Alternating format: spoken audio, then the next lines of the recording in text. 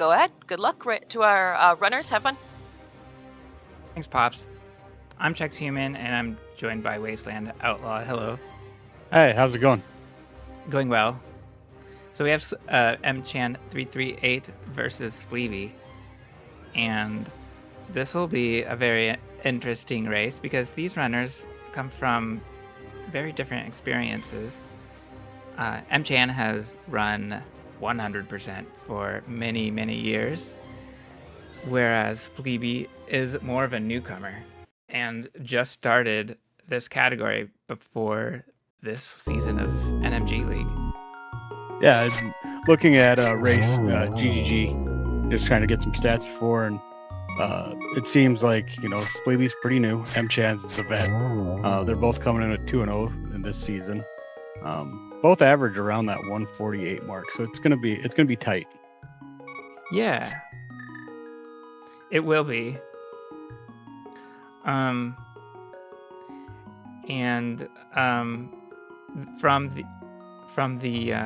our runners are getting ready in just a second, and then they'll be off. And then go ahead. I was to say, yeah, from what it looks like what I could find, Mchan's like best time ever is like a 131, and Spleebie pulled a 125 out of somewhere. I'd like to watch that. Yeah, definitely. And Mchan, I believe, scored a sub 130, but I'm not sure where it's landed in terms of leaderboard status. So, and it looks like we are off. Yeah.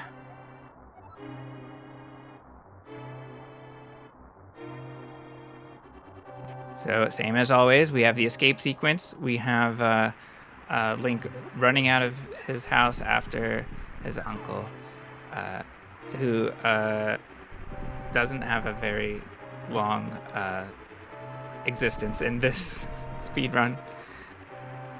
But if all goes well and Link saves the day, he will be back. Yeah, exactly.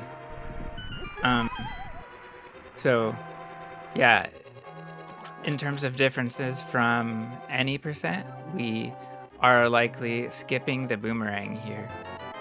And we will skip it because it's easier to get red boomerang without having blue boom. And we only need max upgrades to fulfill 100%. All right, into the castle.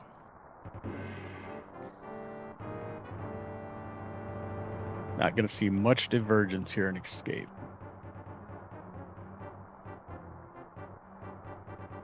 Yeah. Mchan takes a bop from a green guard. They have a tendency to come out of nowhere and just give you a little tap on the head to remind you that they're there. Yeah.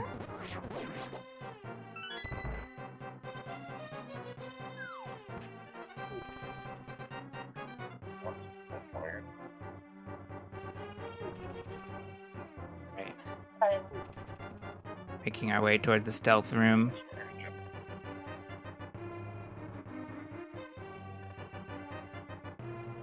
Minor differences in movement so far. Yep.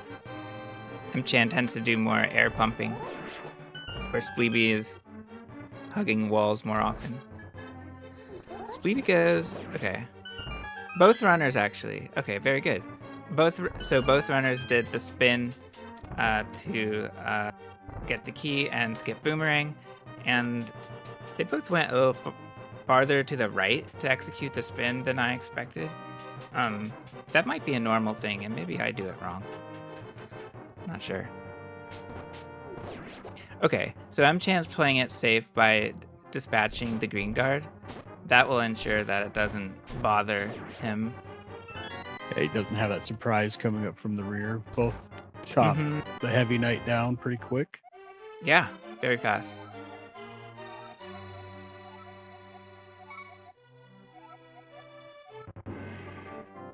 Those of you watching who may not know, if you're wondering why they skipped the chest in Link's house, is because you can get the lantern right there. Yeah, one of 3 chests with the lantern. And normally, it's helpful to have the boomerang in your inventory and grab the boomerang first. But that's not the case in 100%. So it's simply, like you said, faster. And I honestly On did its not own. know that until I watched a couple streams. I'm like, why are they skipping the boomerang? Why are we skipping the lantern? And then Yeah. once you see it, it makes sense. Yeah. One of the small things that fits together and in a fairly optimized speedrun.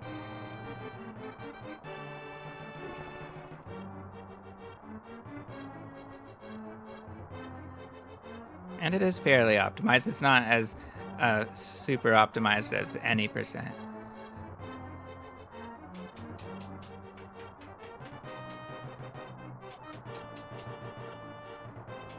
All right, we're going to head to the back here.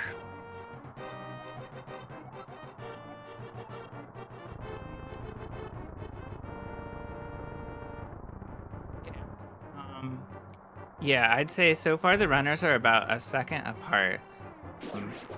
And just looking behind the scenes, I can tell on their timers. Yeah, I would say they're probably exactly a second apart. Uh-huh. All right, so we don't Mchan have the gets help of RNG the with the boomerang. snakes. Sorry. Mhm. Just saying, he got the Mchan got the RNG with the snakes. They hugged the wall instead of taking up the entire hallway. Spleebie did not get that lucky. Yeah.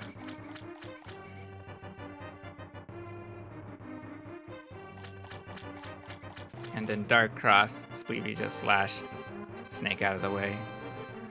On the right. Okay, bottom left, key rat for Spleebie, and a left side for Mchan. Not bad, either way.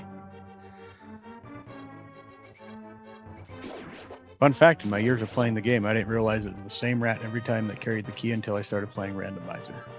Ah, yes.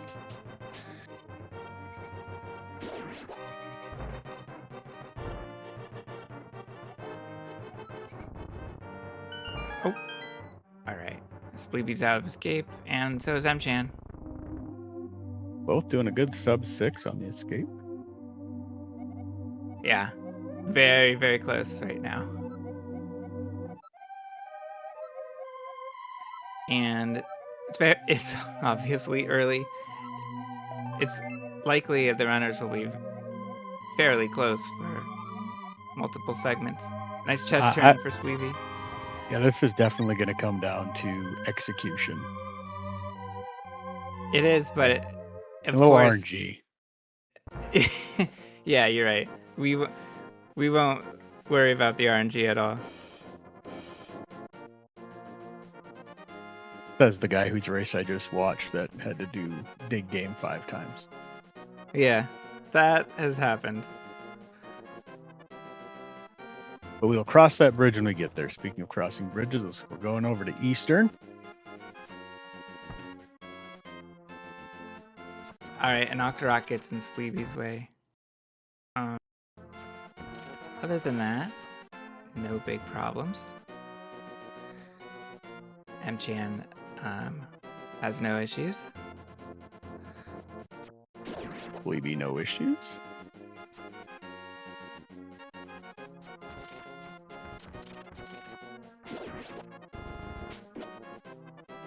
Mchan has a better time with the Armos statue, slashing it from above, using its iframes to pass through it.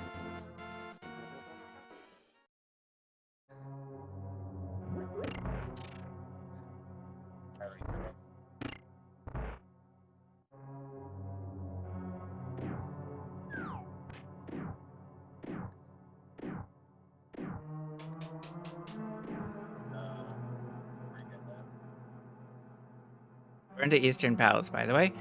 This section of the game will be very similar to any percent.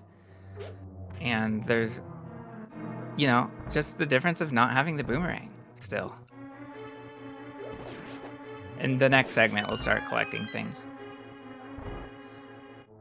Spleebie gets a nice spawn on those skeletons, so that the 2 spawned into the wall, so we had to deal with 2 of them. I did not catch if Mchan did the same strat, but I'm sure he did. Yeah. We're seeing Mchan drag against door frames a little bit. That will lose frames. So we tend to want to watch out for that whenever we can, because if we do drag, it'll make link speed 1 pixel per frame, as opposed to the usual 1.5 pixels per frame. And to the new people here, that might not sound like a lot, but think of how many doors you go through in a game, and that time can add up. That's exactly right. And we're coming into the anti-fairy skip. Well done for both runners. Yes. Solid. Usually I sit there and bonk into him about 3 or 4 times and then Yeah. borderline die. Yeah. That can happen, and it's hard to watch your hearts because you only have 4. And you always have 4 in 100% because we always need to pick up Stank Heart. Spleebie switches to the bow early on the bottom of the staircase.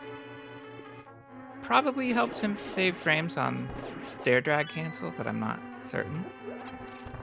That's definitely something that he'll want to go for. I'm sure it's something he's practiced and timed and figured it out. Mm-hmm.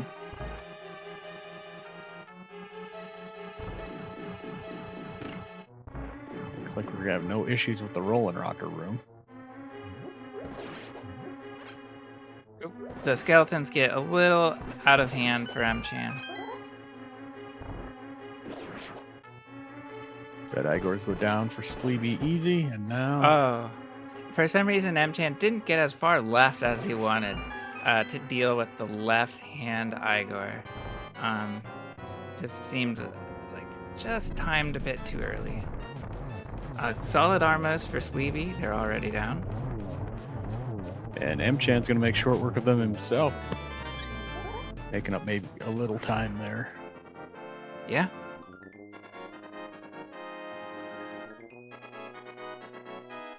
Yeah, good segment for Spleebie. On his splits, he's gone from red to green already. Right.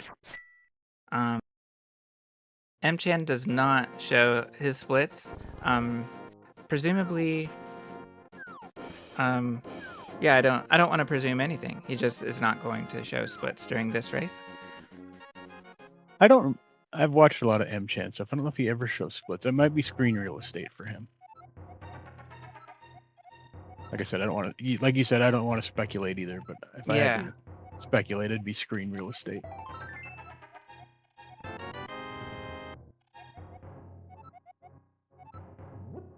All right. Both getting the boots. That's right.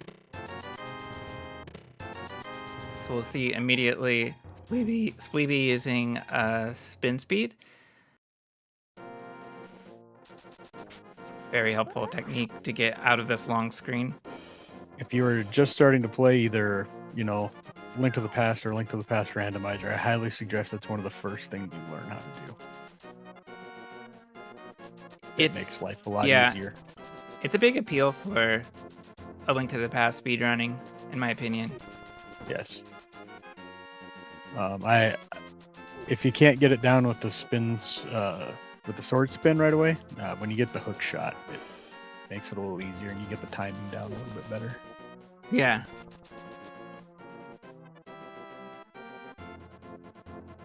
Both gonna go grab the book and then we can make our way to the desert. Yeah.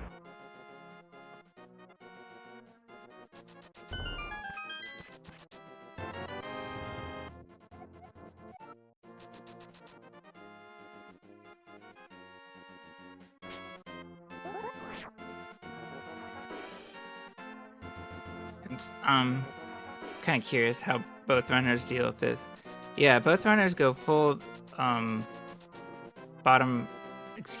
right on the corner screen. some runners do that a little bit differently, but I like how they both did it the same way. Right. I was wondering how they were gonna do that too, and they both did it the same way. So, okay, that's the best way. Spleebie, dashing into desert now. Looking good. We see Now we're gonna do a little little, praying. Yeah. Mchan a little lower dashing in. That's okay. It's safe. And one thing we tend to see on Spleebie's side is sometimes he uses dash dust at the top or bottom of staircases, and that cancels stair drag.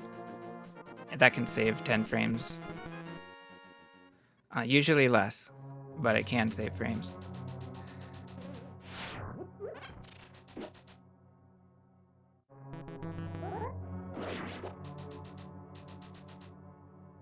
Runners will be looking for rupees here and there. Mchan kind of missed a chance at a blue rupee, but I don't blame him. I wouldn't slow down for it. We need 10 rupees at least, and that'll get us into Palace of Darkness with the 100 that we already have from Zahas. Yep, just basically trying to build up that cachet so we can pay off the extortion monkey.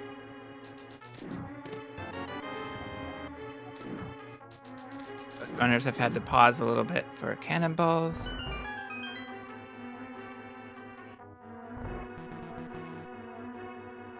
Since Armos went well and drops were good, both runners have fairly good arrows. Spleebie is a bit ahead, now having max 30.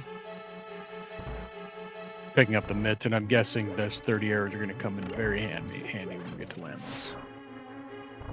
Yeah, and Mchan having 30 as well.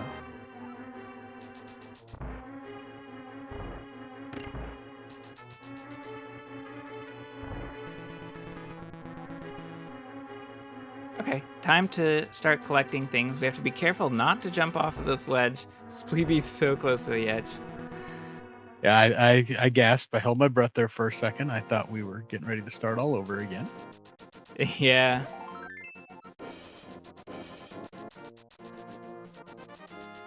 So both runners pick up their heart piece.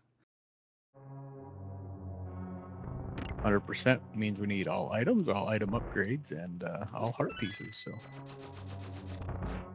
Yeah, it's everything you can get except for dungeon items like compasses and maps and bomb and arrow upgrades. We don't need those.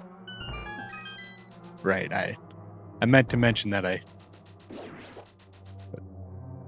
assuming most of our audience knows that, but for the new people, it does. Nice Yeah. Why aren't Not they picking up something maps we and see. compasses? There are modes where you do have to get all the compasses and maps. It's just the item completion category, known as 101%. So we're in the Lamo fight. Not a bad start for Spleebie. I'll admit, as a kid, I didn't realize you could shoot arrows at him. Yeah, it's not easy.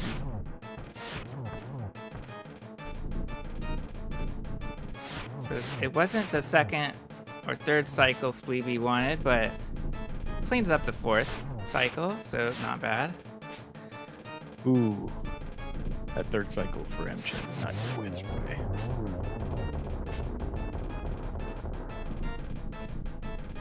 Could have him here though. There we go. Lamos goes down for both runners, and we're off.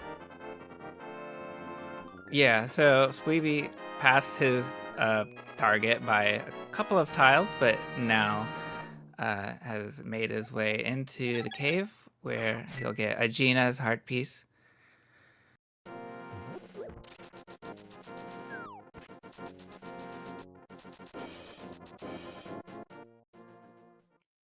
Just turn. Chest Guys turns, by the way, sitting in the desert all won't day. really save frames. Nope. Average, but they are swaggy.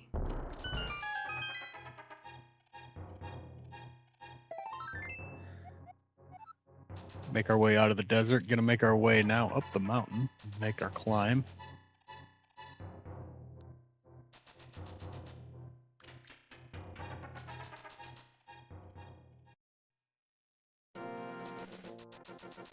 Right. And so there's First, just a couple of things to do. yeah. Unlike in any percent, we do need to get that, we could just got one heart piece. Now we'll get another one in the Bonk Rocks by Sanctuary. Then there are a couple of heart pieces on Death Mountain.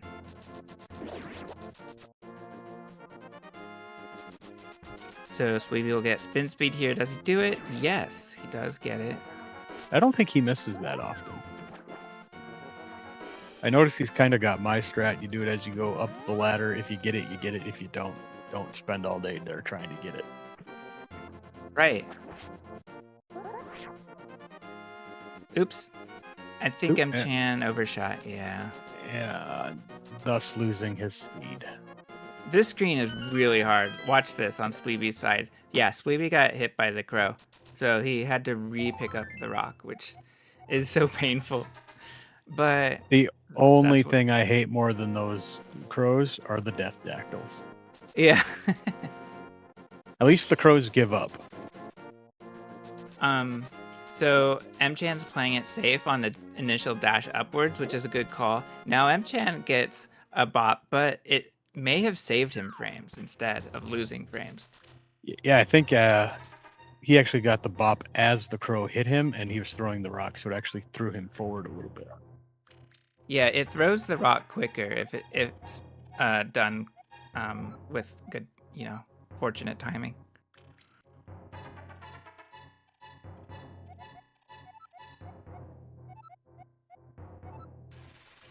Old Spleebie gets the old man back home and continues his way up the mountain with his speed.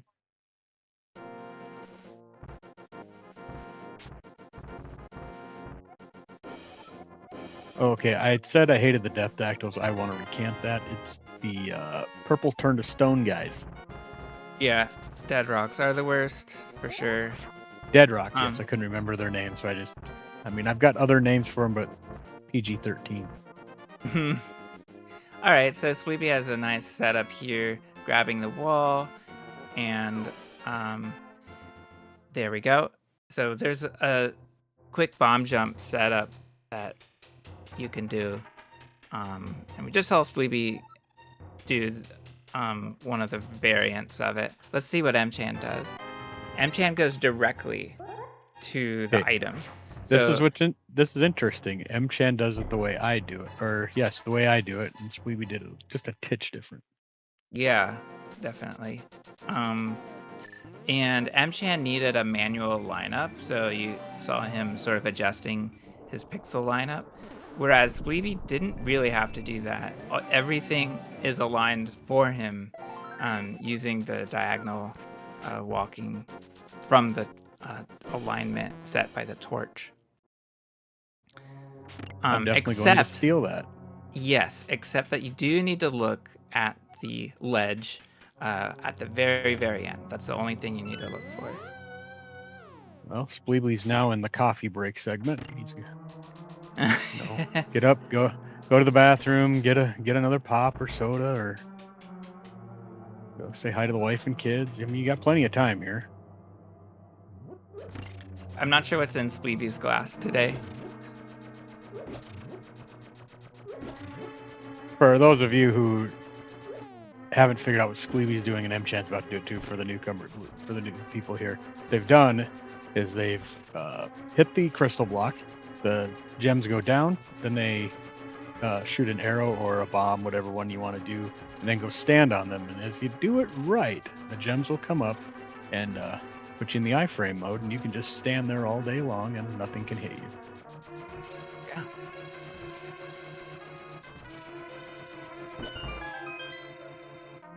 Spleebie took advantage of the automatic switch from bombs to the lamp. When Spleebie used his last bomb, his menu automatically changed to the lamp, which he could then use for the torches.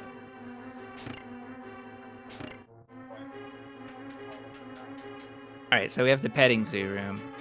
Spleebie has no trouble with the initial Moldorms, and he sets up a spin and nails the bomb jump. The bomb jump I always screw up. And I'm curious if Mchan will use the same strat or an older one.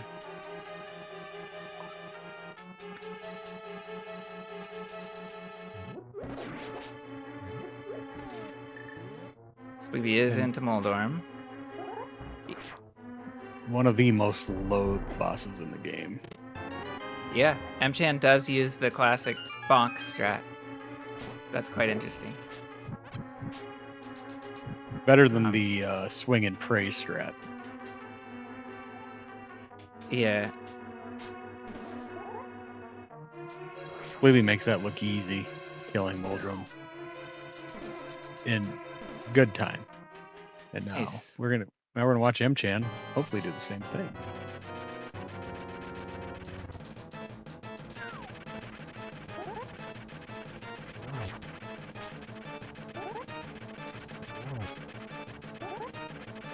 Yeah, solid Remember- segment, and we see on Spleebie splits a gold Tower of Hera.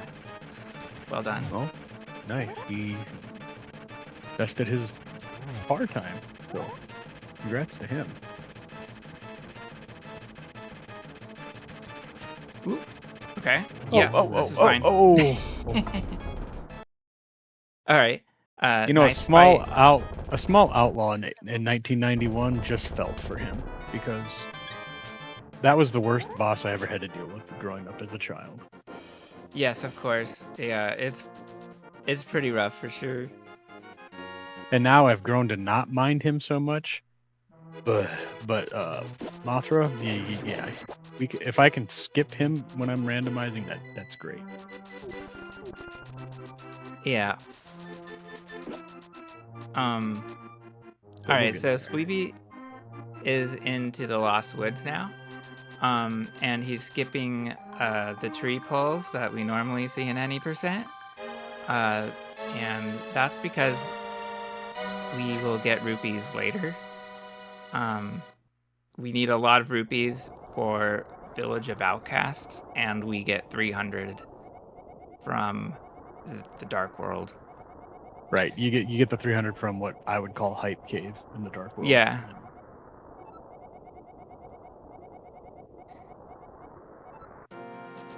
Then you get Mushroom on the way out, correct? Yeah, they do. It helps stop a dash. That's pretty much the only reason. You can also say that it prevents you from accidentally picking up the mushroom 2 times. Right, because the mushroom can respawn. Yeah, it does.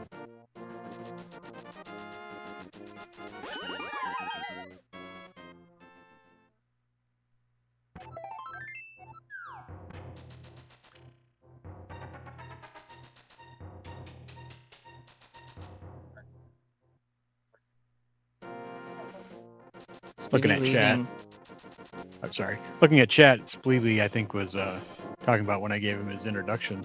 This is his 8th hundo run, by the way. It's 8.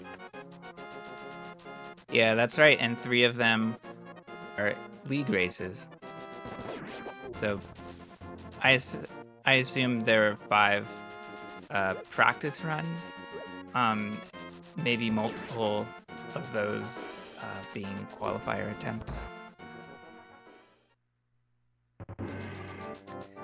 Nice to see both runners at full hearts going to Aga Tower. Having beams helps with the first room, so... Yeah. Only having Master Sword here and no major glitches 100%. You're always going to have Master Sword coming in here. Having beams right in this room that Spleebie's in is very important. He's going to need some arrows, though, too. Nice fix from Spleebie, since he saw that the guard wasn't aligned correctly. He pushed it back again.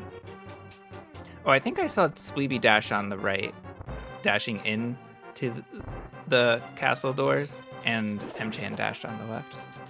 Dashing on the right will help with lag reduction and makes entering the door easier. Right is right, left is wrong. Mchan goes for a different strat. Yes. I wonder what happened, actually. That was...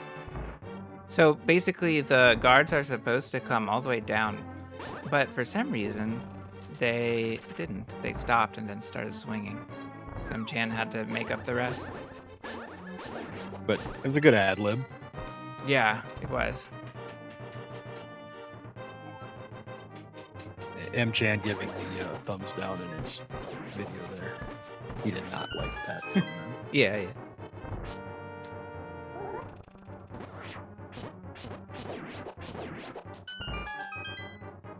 Spleebie is into some of the hardest rooms of this speed run. And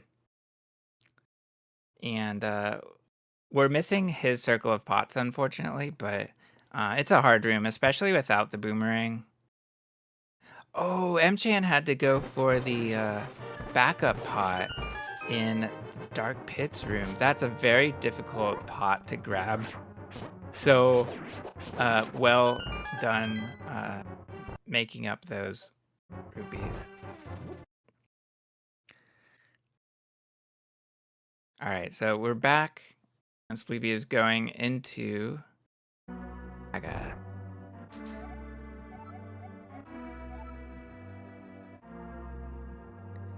We lost Spleebie for a second, but he's back.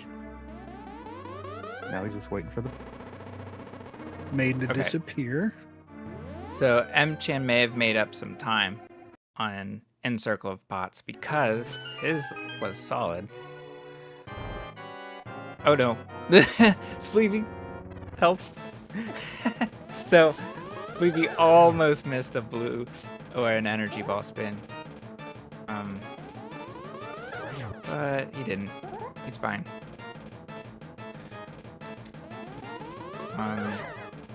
So yeah. What we missed was Spleebie losing hearts because he's down to only 2.5. I was gonna say when last we saw Spleebie, he had almost full hearts, and then his stream dropped, and then when it came back, he had 2.5.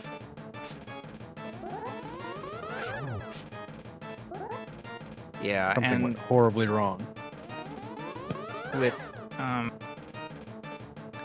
OBS issues, that can be distracting for the streamer. So props for continuing on. Both runners getting blue balls. I have not been counting. I have not been counting either because I was. Looks like over 3.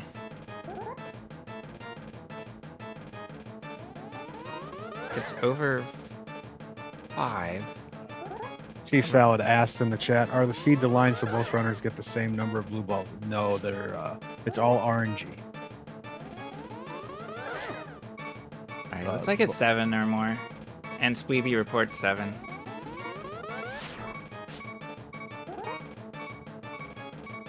Yeah. There's the 7th pattern.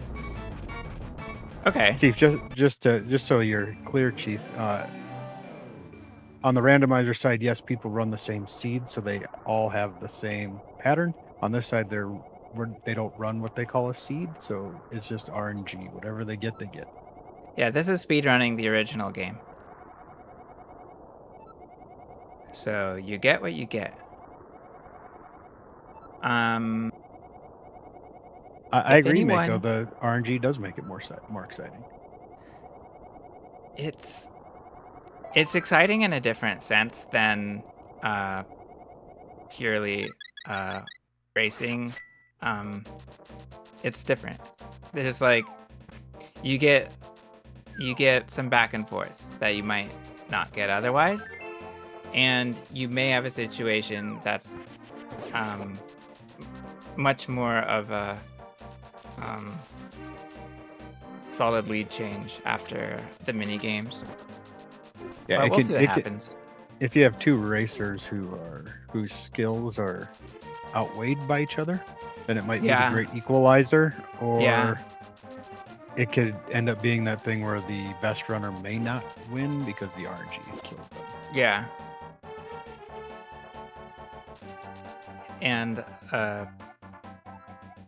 yeah, we've seen all of the above. All right. In this season, so it's been a pretty good bunch of races to watch. Both I've enjoyed players it quite pay a the bit. extortion monkey to get into pod. So A medium hop for Kiki on Spleebie's side, and Short hop. same for Mchan. And I just now noticed how close they are. Wow. yeah, if Mchan anyone, has made up some time. if anyone knows how many blue balls Mchan has, feel free to say, because I didn't count. Yeah. So Aghanim was definitely an equalizer for the light world. Yeah.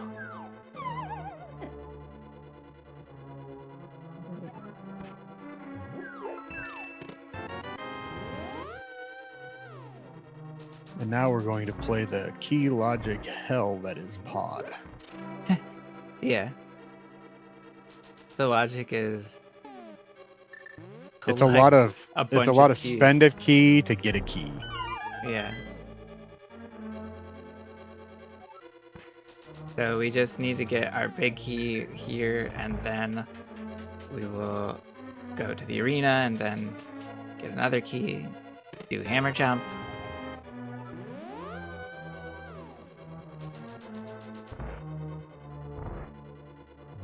So far, Spleebie's taking it. Spleebie has taken a hit. Oh no, there's one hit from the Bari too. Yeah, that screen. That's a tough screen. That's where his other hit was.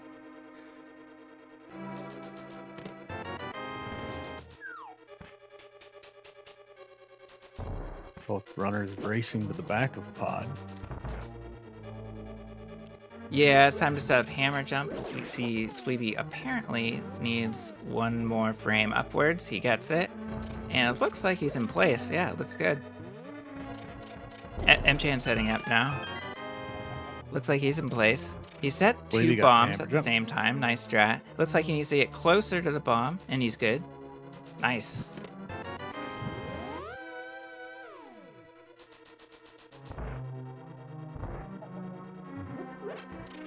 I'm slowly learning all the minor glitches to the game. I've got most of them down, but that hammer jump, it's a tough one. But once you get it, I heard it's nice. It's always hard. I hate to say it's always hard, but yeah, once you get it down, it's hard because you always want to go for fewer and fewer pause buffers. But otherwise, once you get it, you know what to look for. And you'll get there eventually. Oh, the 10 arrow drop for Spleebie. He was not aligned for a dash to go, get the arrows. Mchan is going for extra arrows from the pots.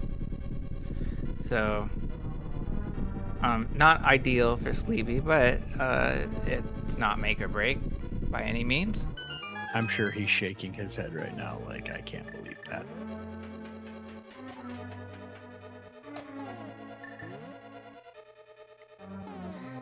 So Spleebie goes for a back up to hit the crystal switch with an arrow. Mchan can just steam forward with a beam.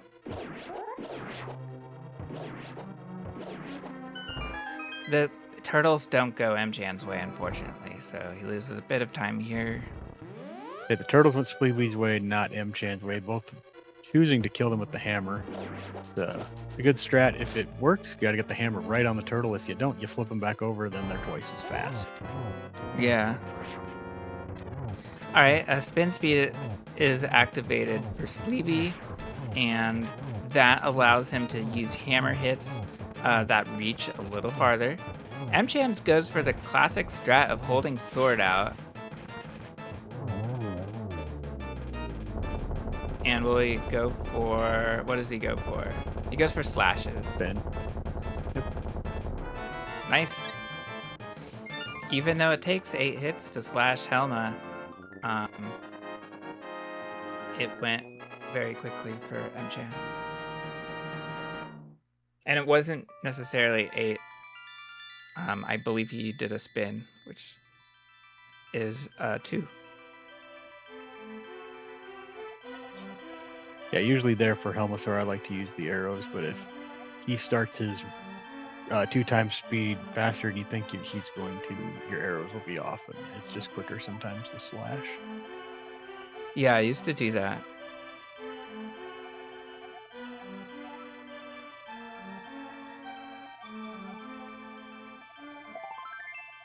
In case you're wondering So- what the maiden is saying right now, if you play the English version, she'll tell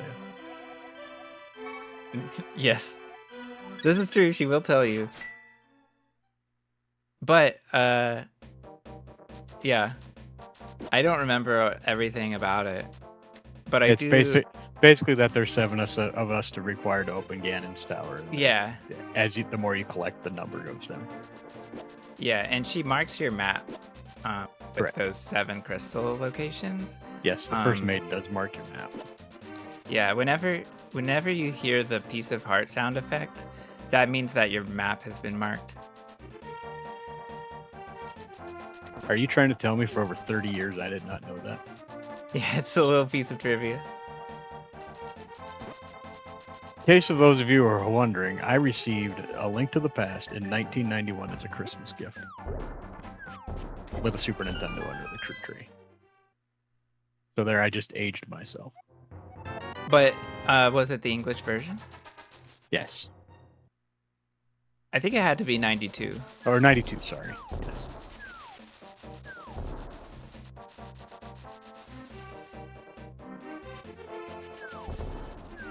To be truthful, I didn't even know there was a different version until the internet was invented. I don't know if the differences, like in the timeline of the release dates. One thing I was a bit surprised by was the difference in the original Zelda.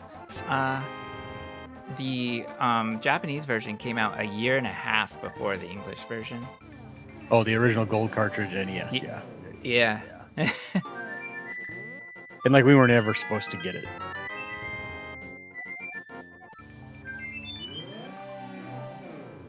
Oh.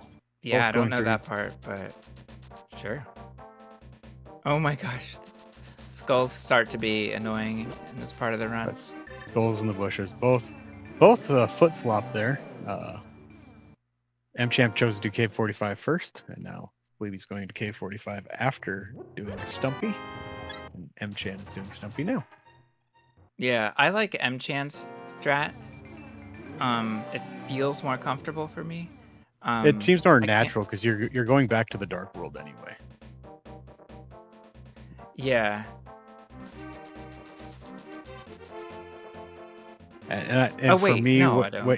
when you mirror into K45, sometimes your sparkles can miss a line and you can't get back into the portal. I got mixed up on who did what. I like doing K45 second. Wait. Yeah, second. Because there's Second. for some reason it's more comfortable for me to dash down out of the grove. Okay. There's no particular reason, it just feels better. I always seem to just have bad luck whenever I mirror up onto K45. My sparkles end up in a rock or something, and I can never get back into them. I kind of tried timing it, and I didn't notice a big difference. So if there were a bigger difference, then I would do whichever one's obviously faster. Now, All right, here's so the we are Widow- in... This is the Widowmaker. Yeah, it is. It's a digging game. It is, it costs something like 45 seconds to do a full game. So you really want one try, but both runners are into their second try. 25 digs, right? Yeah, you can't pull the hard piece chances until the 25th dig.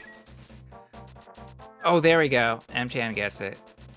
That was the second one, right? Yes, that was his second time playing the game. I believe he's on number 3. Yeah.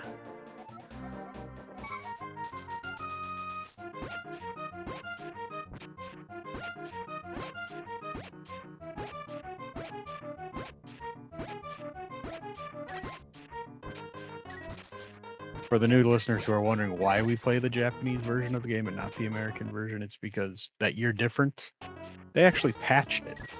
They went back and fixed some code, and some glitches that work in the Japanese version did not work in the American version. Yeah, and even more time is saved by the text boxes, just because there are fewer text boxes in the Japanese version. Those really add up. You don't realize how much they add up until you play a ROM that doesn't have the text box, and then you play the one with the text boxes, and you realize how much time it adds. Yeah, that too. Spleebie's on number 4. Yeah, so Mchan's continuing with the speedrun, and needs to activate his flute, and then take care of some other business in Kakariko. Oh, Spleebie.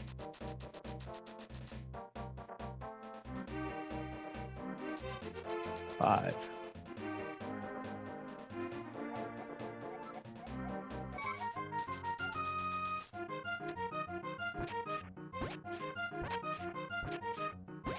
And let's see, Mchan's movement here. Yeah, he goes with the newer movement of turning in the mushroom and going to the right of the potion shop. I agree with this move. I like the idea of getting the powder as quick as I can, just so that I have that safety. Yeah, we need to do it here, and we need to get half magic as well.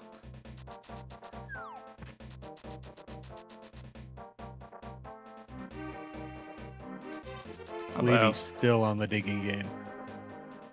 It's not done until after the next dungeon. Yeah, is Spleebie on 6 now? 6. This is number 6.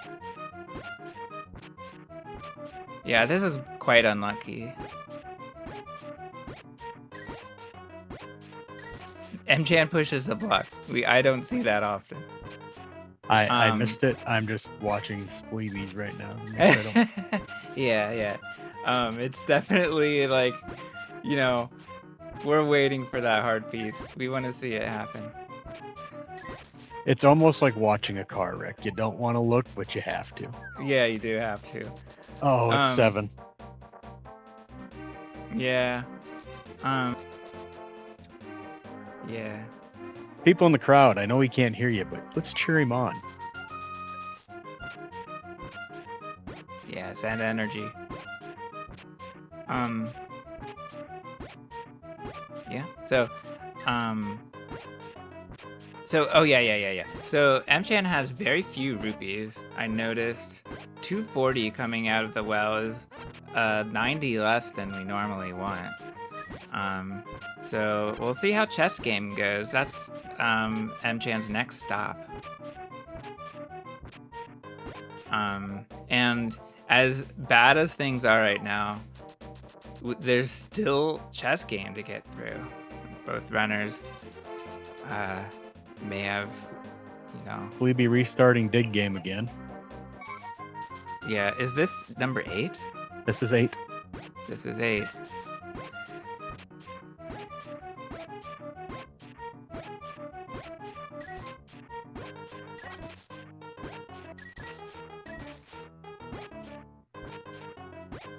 For those of you out there that thought I was calling this the Widowmaker playfully, I was not being playful about it at all. So Mchan's. Oh, here we go. Wow. Oh, we got it. Excellent. Yeah. So that's 8 digging games for Spleebie. And so Mchan's into the chess game, and I believe he's on number 3 or so right now. His movement is to go for the left chest and then the top one. I believe this is the optimal strat, but I find it quite hard to do. So I tend to go for the far left chest. And I'm curious what Spleebie's strat is. Oh, here we go. Look at that. Spleebie uses a nifty iframes trick with spin speed. Trying to make up some lost time. Mm-hmm. Yeah, this is not what Mchan wants to see, since it's taking, you know, 5 or more chess games. Still nothing. So it gives Spleebie a chance to catch up, but, you know, we'll see what happens. Bad news that Spleebie doesn't know that. So Spleebie might think that he's way behind when he's actually making up time right now. Spleebie knows what's happening, though. He's in chat. Okay. Oh, he is in chat.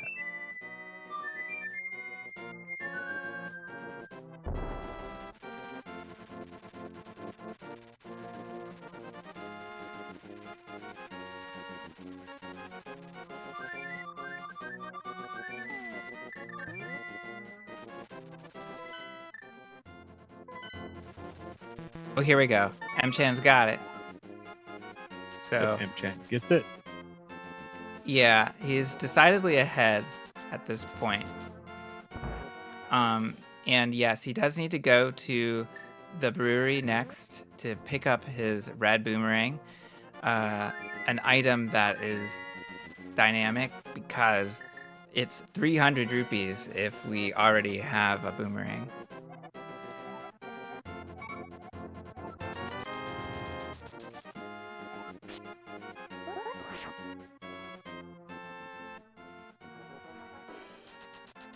And Mchan is into Thieves Town next.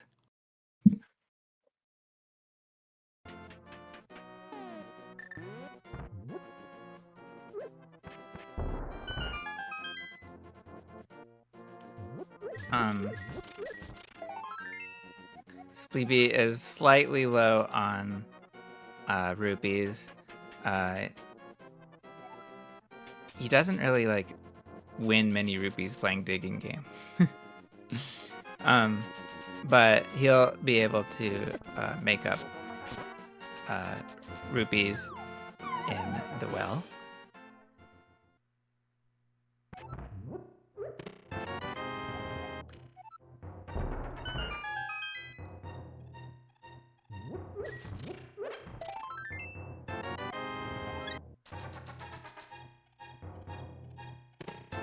Yeah, we see Spleebie pick up all 3 chests. 304 is not quite where we want to be. We want to be around 330. But Mchan made it through the Nightmare Hallway untouched. That was good work. yeah.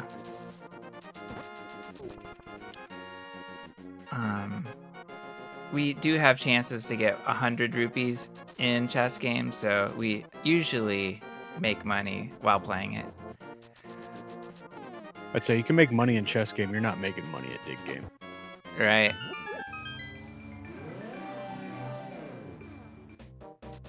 Hey, a fairy.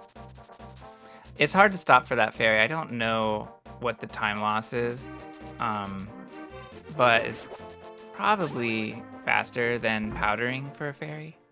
Our runners are likely to want a fairy because of the difficulty of Spike Cave later. That happens right after Ice Palace. Yes, the dreaded Spike Cave. All right, here we go. There's a fairy opportunity for Mchan in the cell. Does the nice strat of dusting the anti-fairy or the change through the pot instead of picking up the pot and freeing. Right.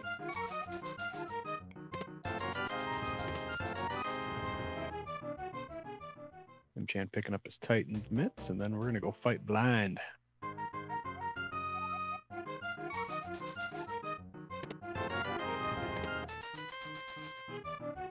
All the chest turns for Spleebie. Some of these will probably save the frame.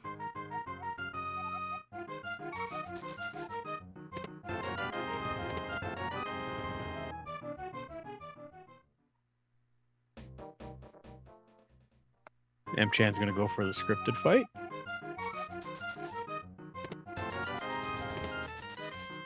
Blind is the only scripted fight in the game. So if you can get this script down, makes this fight easier. Ooh, Yeah, he goes. He lets the boss move a bit in phase 2, so it gets a little wild in phase 3. Not sure if that's what he wanted to do.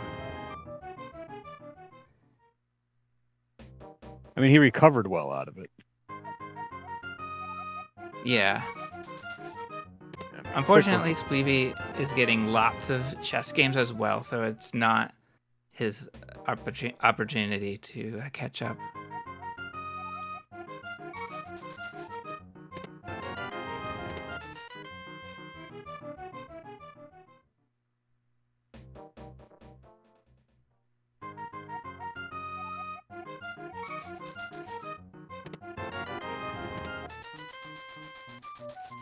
All right, so Mchan's out of Thieves Town and is now on his way to collect a lot more, and that starts with C-shaped house.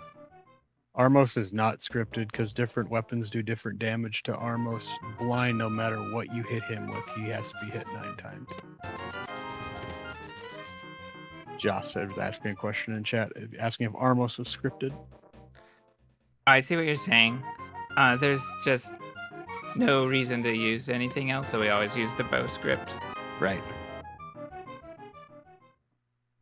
mean, if you really want to, you can go hit Armos like 50 some odd times with a boomerang. Yeah, 48 times 6.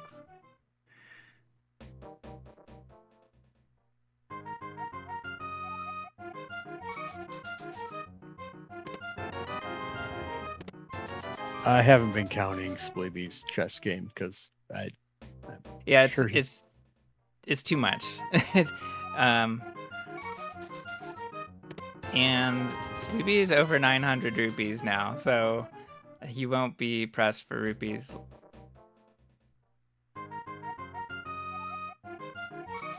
Yeah, I mean, he's at maximum. You weren't wrong when you can make money at it. Yeah.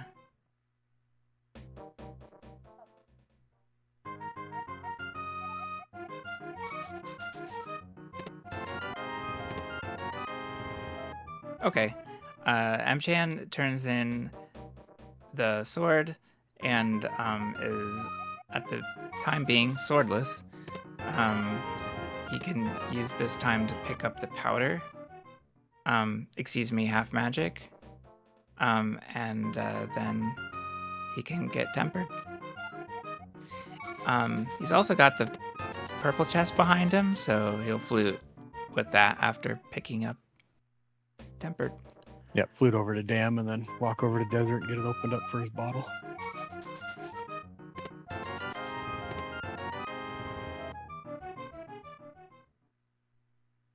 Right, well, we are certainly not saving time on Spleebie's side. There's just simply no predicting. And he does have a chance at having the most chess games of League. That small chance gets higher and higher the longer this goes. I believe he needs to hit something like 35 for that to happen. Someone had to play the chess game 35 times. Yep. That's like mind-boggling. I'm sorry. But Spleebie's definitely on his way to 35. He's definitely halfway there. So you nailed it right on the head, Joss. RNGesus just abandoned Spleebie.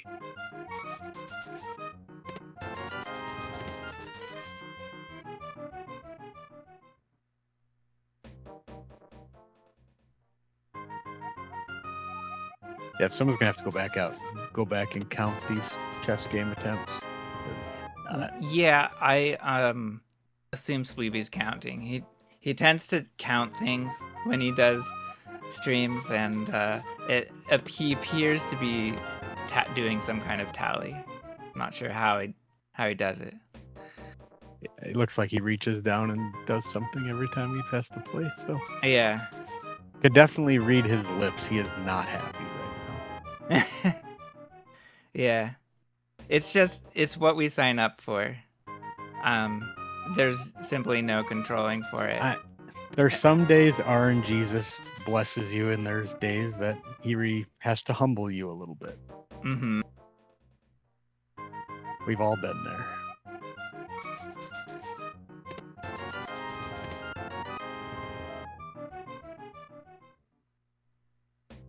And fire rod for Mchan. Bomb jumps over the pit. It's gonna fall down and go back to the entrance and out. Yeah, it's another bonk setup, and I believe that's the last bonk setup we'll see. In the next dungeon is Ice Palace Bomb Jump, which is a pixel lineup.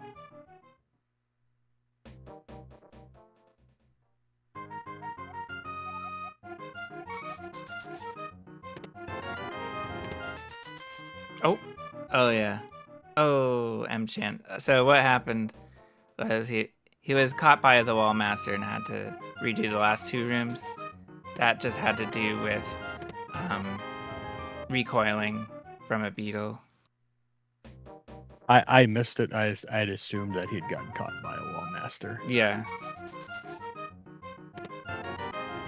The wall masters can be kind of funny, even when we get into this next room where we drop down to the boss. If you're falling, believe it or not, the wall master can still grab you when you're falling and take you back to the entrance. Yeah. It's an exclusive Japanese version glitch that thankfully when it came to America they fixed. Yeah. So we call it getting 1.0'd.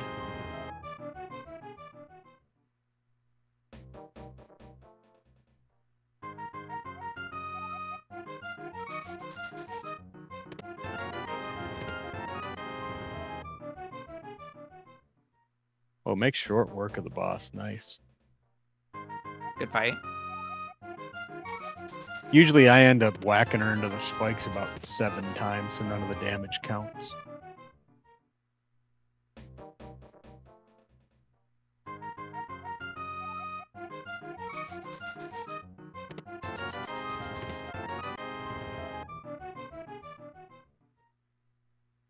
Alkaline Ace in chat. Did somebody count the chess game? No, we have not been counting the chess game.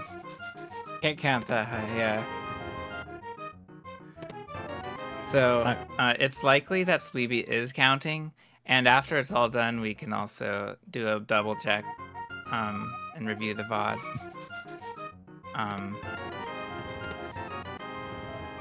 Just from body language, I can tell that he's like every time he fails, he reaches down and hits something, so he's counting. He's got some kind of counter. Yeah. Yeah, we're definitely in the realm of getting the highest. In fact, I think it's at this point it's likely that Spleebie will take the record for league. Oh, he is counting it on his tracker. It is 48 right now. Wow. I am surprised that it's already over. So that's what he's reaching down and doing every time he fails, is he's hitting a button on his keyboard to up his tracker. Oh, I see the number on the right side. I didn't realize his information was right justified on his splits, so I see that now.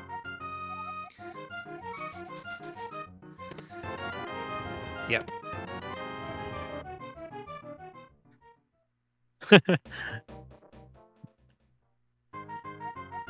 Meanwhile, Mchan is in the Ice Palace overworld, and nothing changes except that we need Zora's heart piece. So we can't forget Zora's ledge. this medallion from Catfish, then we'll mirror over and do exactly what you just said. Mchan gets a quick warp, which is usually set up with a bonk. A lot of quick warps are hard to get. It saves over half a second if you can find the pixels to do it. It's 2 out of every 8 horizontal pixels. So it's nice to save those frames every mirror transition if you can.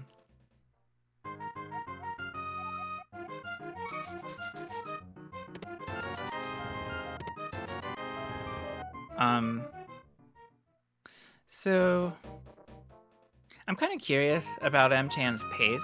I think I'm not really sure what his PB has for RNG. I think it's probably not in range due to how many chess games he had. If it weren't for chess game, maybe he would have a chance at PB.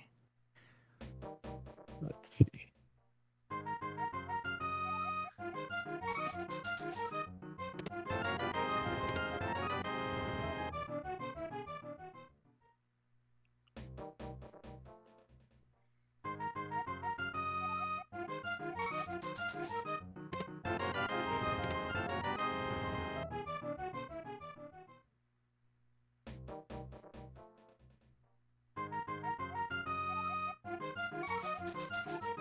Mchan enters Ice Palace. And Spleebie is at 61, if I read that correct. And Pops asks, does left thumb hurt yet? And I agree. This, you know, it's not like it's more technical than any other room, but we have to keep walking diagonally. And diagonal walking is it takes more pressure to execute. So, looking on race time GG, it looks like Mchan's best time is a 1:31 out of 3 races. So, wait, what do you mean 1:31? I thought you were asking about his personal best for a run. Oh, for 100% though, it would have to be in the 140s.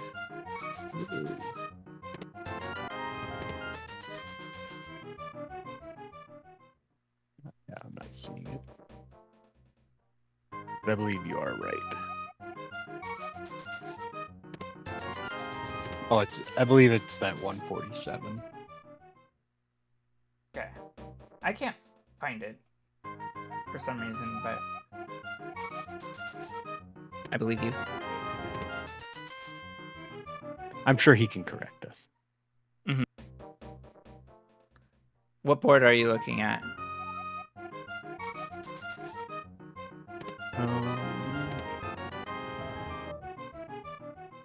I was on the wrong board. I was looking at his best league time is at 147, I believe. Yeah. Fair enough. He doesn't appear to have a speedrun.com time. No, neither do that I saw. I tried to look them up both before the race, and I don't believe I found one for either. All right, this might be a world record at this point. You know what? It is. It is a world record for the number of chess games in 100% NMG. Because I believe the previous record was 71. Well, there's 73. So here's the next target. The next target is 84 because that's the max that we've seen in any speedrun. And that was done in a Major Glitches run by Glan.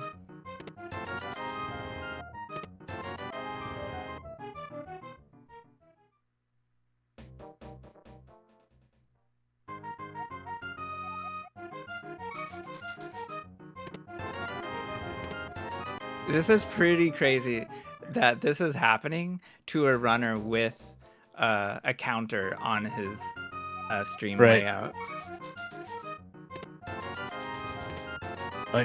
Like you never expect it to happen, but if it was gonna happen, it'd be to someone with a layout like Mchan, you know, where you're not getting any information. Here we've got all the information right here, and it's just like watching a guy gouge his own eyeballs out with a screwdriver. Yeah. So I don't think we've talked about this. It's 1/8 chance each game. So, you know, it's not a high chance to win the game, and it never changes for each attempt. So it's just the sum total that's extremely unlikely. We're getting into the, you know, very, very small fraction of a chance to not have a heart piece by now. Like less than 1 in 100.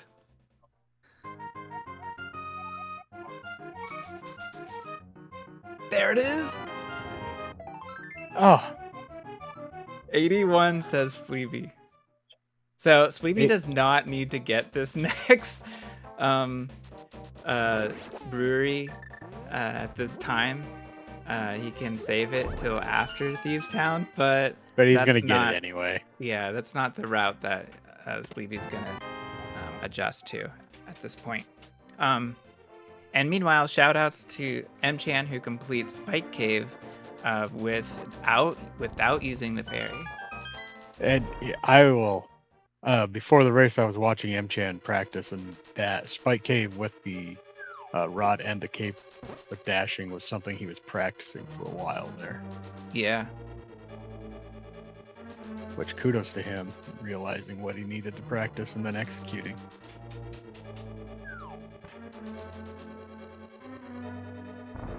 We'll grab our tablet.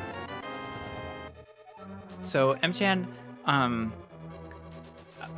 uses spin speed to get to where he's going, climbing the mountain, and there is a quick warp setup available, but Mchan doesn't go for it, and it doesn't save as much time to go for either, because we do have to sort of bypass the point at which we're going when we dash up, but it is a free setup because all we need to do is wedge link into the corner. So it is an option if you're looking for quick warps. Ooh, gets that fourth heart piece, refills his health. That'll help out. Yeah, it's perfect timing. And we want beams in the net and Mire too.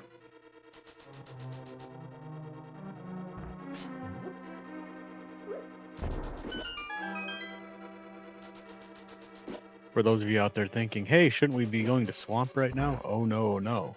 We're doing, when these racers always swap the two.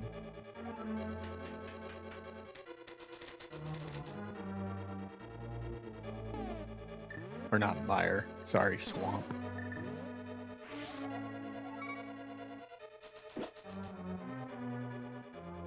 Making short work of the Wizrobes.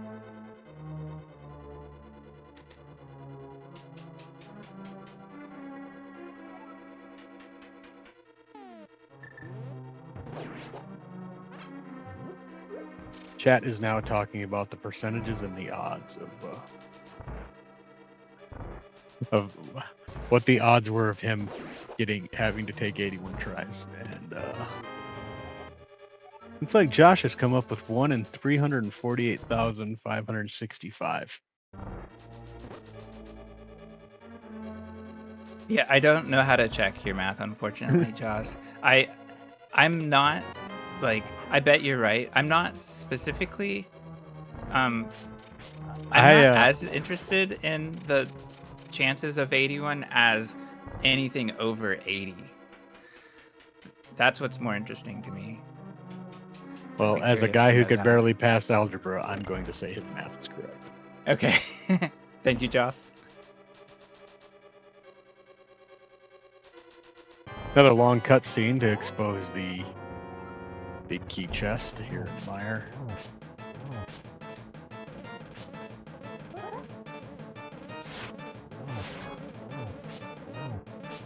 Spleebie, you got phase 2 of the script done on blind.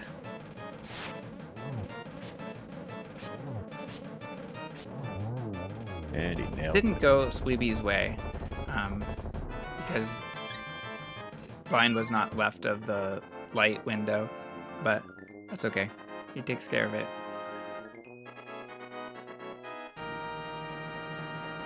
He didn't get hit, and I always call that a win when you don't get hit by blind. Yeah, it's always good to save on refill frames. It's 10 frames per heart. Although, at this point, frames are of no use to Spleebie, unfortunately. And neither are seconds. He needs minutes to get back into the game. But there is no getting back into the game for Spleebie, I would say. It's simply a matter of continuing the run from segment to segment.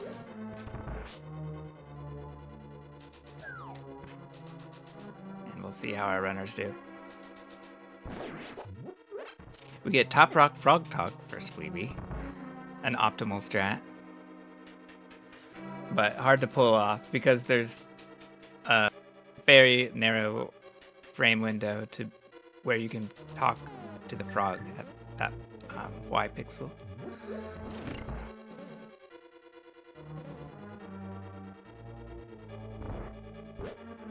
Yeah, I didn't when I saw Spleebie do that, I didn't even realize you could do that.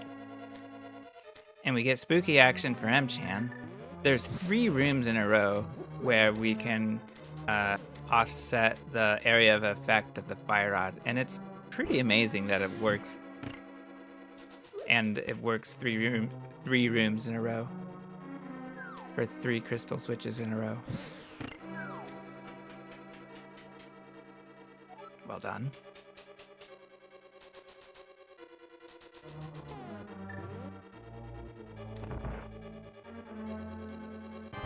So we have a vitreous fight for Mchan. Oh, he has to clean up 3. So he doesn't quite get the last one before the first cycle. 3 eyeballs. Throws a bunch of arrows into him and all him done and dusted.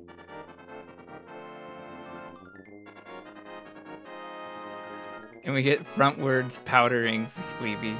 Nice swag.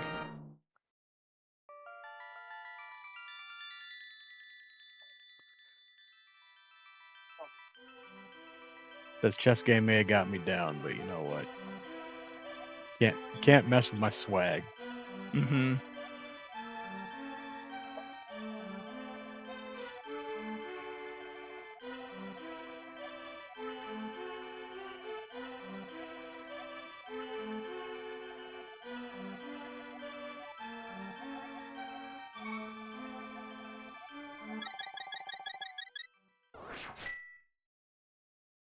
Okay.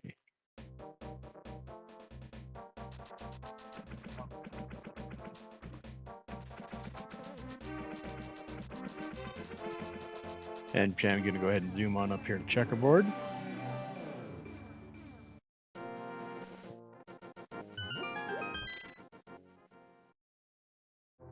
Spleebie turns in his bottle, or turns in the chest to get his bottle.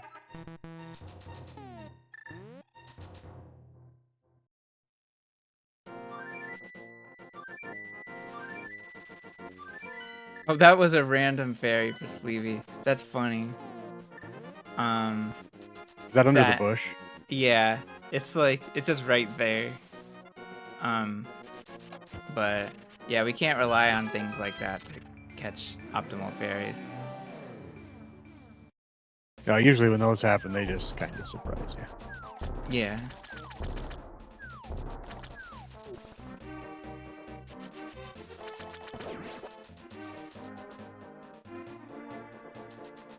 Duck mummy for Spleebie. What a bro. Mchan gonna go over and grab Bombos. Yeah, Bombos is so out of the way. It's kind of weird that we have to make a special trip for it before Swamp Palace, but It's such a We don't handy want to go modality. after Swamp because we want to go to the right and Right. do the whole overworld sweep going that direction. Yeah, you pretty much want to get it that way. You're done with this side of the map for the most part. Yeah.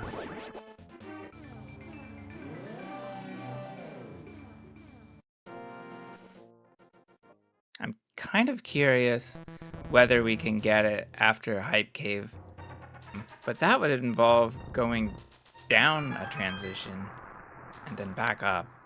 So that's probably not faster either. Yeah, I would say in this game mode that is not an ideal route to go because you're adding that transition, those frames. Yeah. And just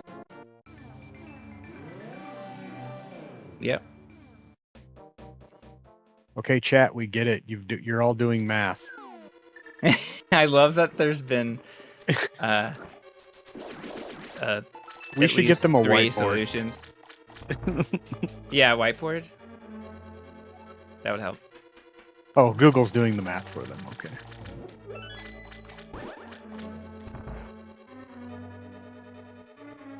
Okay, Google. Okay.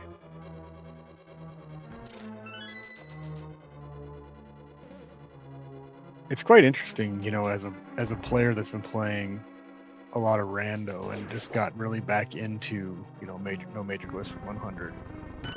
How long some of these dungeons can be without certain items. Like the room Mchan's doing right now, I never do that room anymore. Fair. Because if you have the hook shot, you can just go right through that barrier. But obviously, you're not going to have the hook shot in this mode because the hook shot is in that chest right there.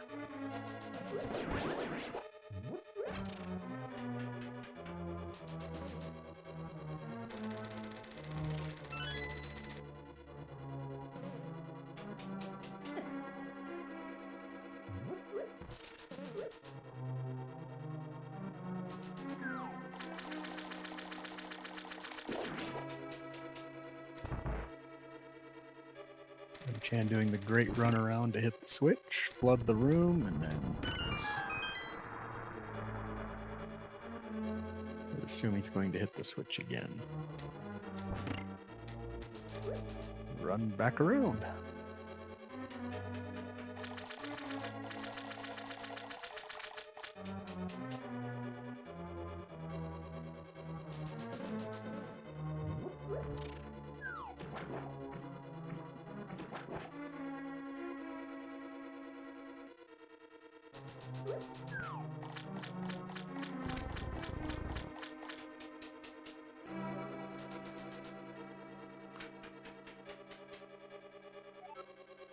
Sociable Firebar is the name of the room Mchan is in. It's in contrast to Lonely Firebar, which I did we've not already know. seen. Oh, sociable because there's 2. Got it. I guess. I don't know if it's all the enemies that are in the room at the same time, maybe.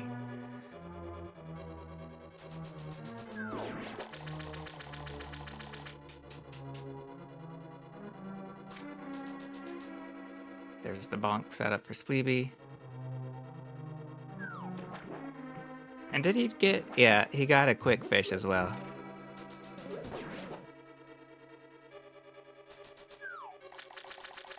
Thank you, Spleebie.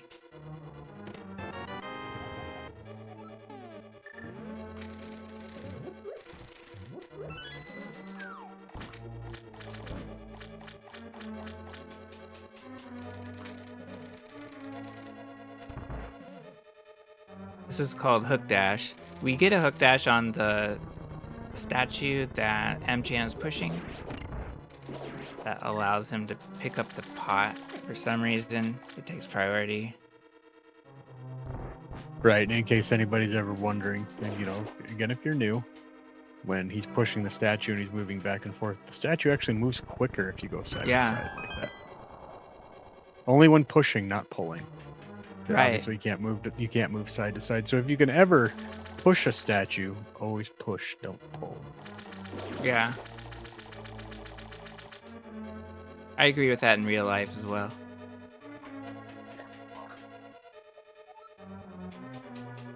I realized what I said when I said it, and I was just gonna let it go, but you grabbed it. You just went ahead with it, so.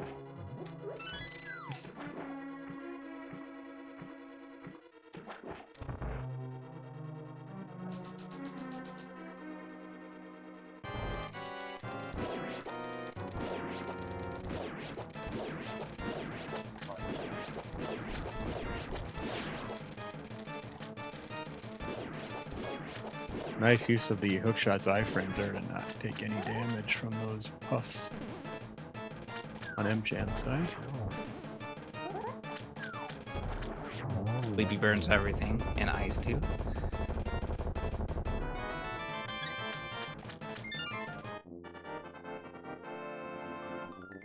And if we do burn that last Bari, it does ensure that there won't be a jingle glitch.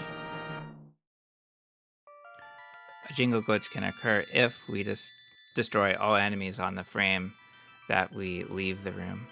So we don't want to do that. That's a major glitch.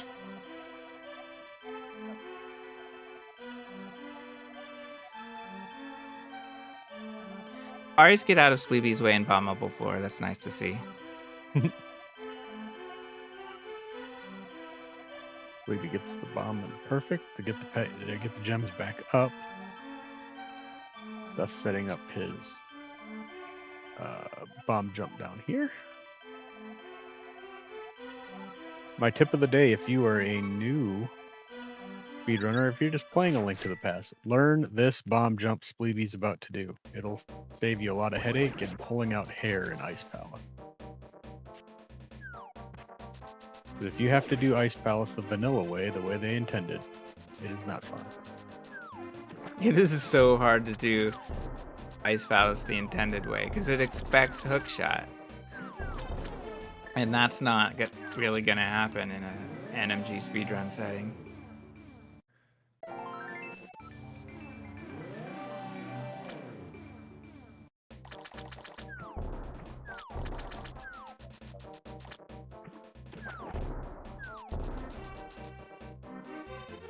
Annoying enemies from the grass on the Mchan side.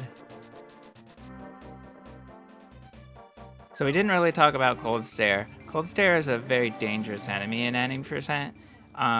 It's not so dangerous in 100% because we have the safety of Fire Rod. It's still dangerous, but not Cold as dangerous. Stare is one of those harder enemies unless you can get him cornered. Yeah. I like to go into Cold Stare with Bombos just to make that little part easier, but Spleebie's got him cornered, and that's what makes that fight a little easier. The only thing you got to watch out for is that puff falling from the sky. It's been known to get people and kill people when they've downed Cold Stare, and then you get to do the fight over again.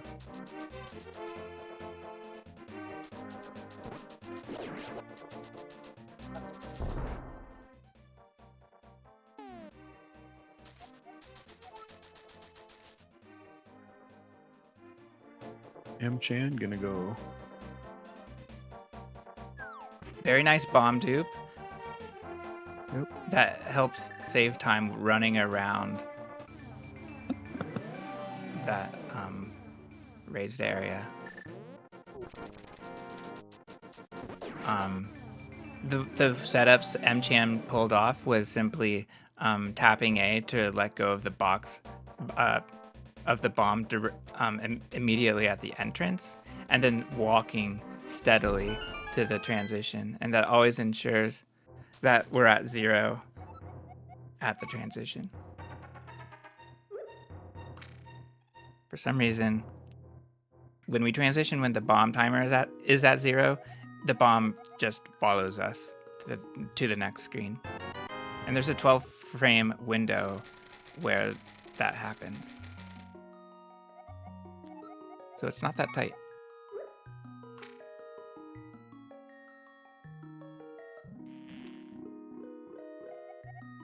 Mchan gets his gold store.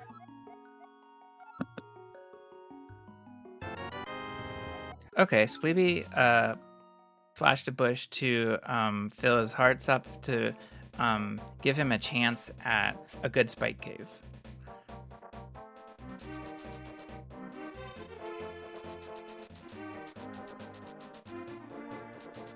Oh, okay.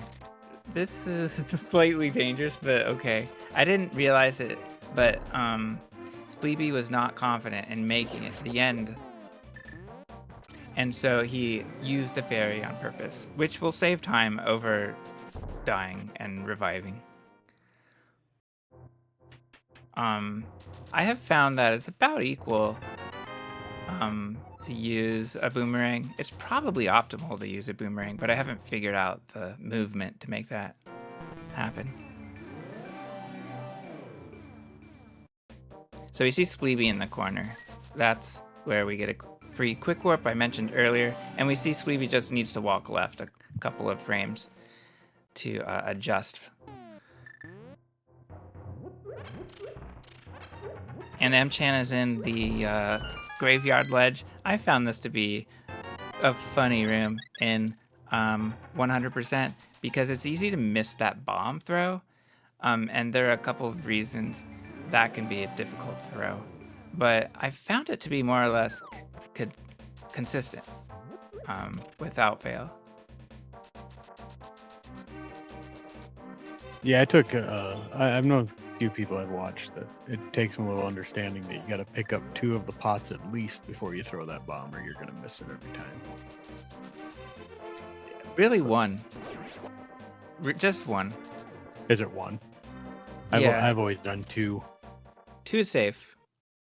The problem with 1 is that there's a frame at which your throw will be too short, and that's if you throw as fast as you possibly can.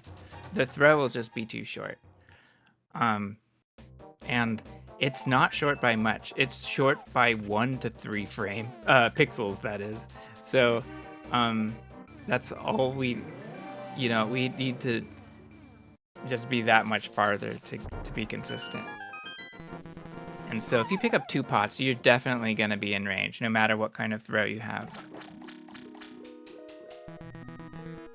And to add to that, the bomb position changes while Link walks, which is extremely hard to measure, but it bobs with Link's movement, right, which changes the trajectory of the throw as well. But I don't think need to worry about that.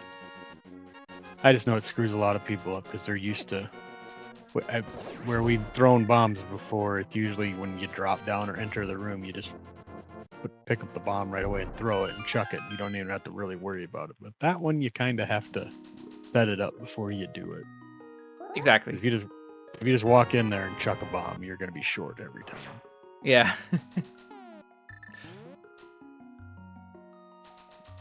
Picking up ice rod.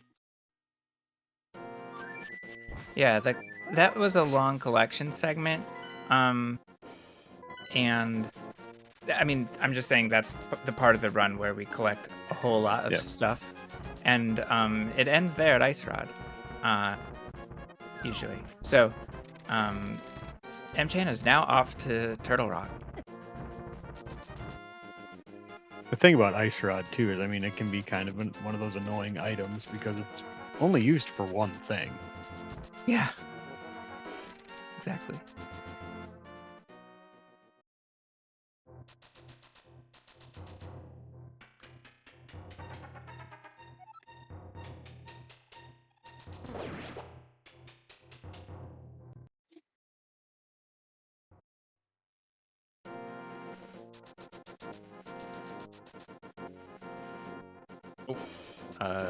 A squirrel gets in Mchan's way.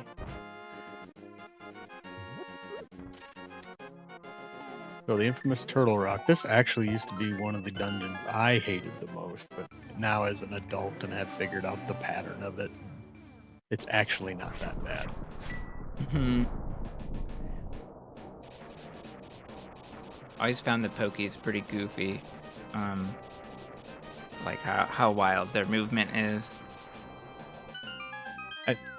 I think for me and others, it's that dark room right before the boss that gets everybody until you get the pattern of the ledge down. And it's actually not that hard, but first time in that dark room trying to navigate the staff platform, it can be daunting and frustrating. Oh yeah, yeah. You have to get used to it for sure. Mchan's gonna go for the fire rod, and I hook shot strat. Yes. One thing Mchan might want to look into is his positioning walking onto a platform. We can walk Link straight onto a platform without diagonaling toward its center. And that's because it doesn't matter what side of the platform we walk onto. Link will adjust himself onto the platform while the platform begins moving. We'll see if Spleebie has any different movement later. Yeah, I don't know if you'd call it a hitbox or whatever you call it, but Link has to stand in the middle of that platform. Yeah. He can't stand anywhere else on it. Yeah. Ooh, that... I don't know what you call it either. It just pulls Link in once it gets started. It's a different strat for the chomper chain room that I have never seen. Usually I see people take the staff and put the block next to the switch and then hit it. That way it lowers the blue and then raises the blue about a half a second later. Yeah, I kind of missed it, but I think Mchan used the... Did Mchan place the block to the left and then blast it and place another one? Yes. That's what that tends to be the NMG strat. But what you're saying can definitely be a backup.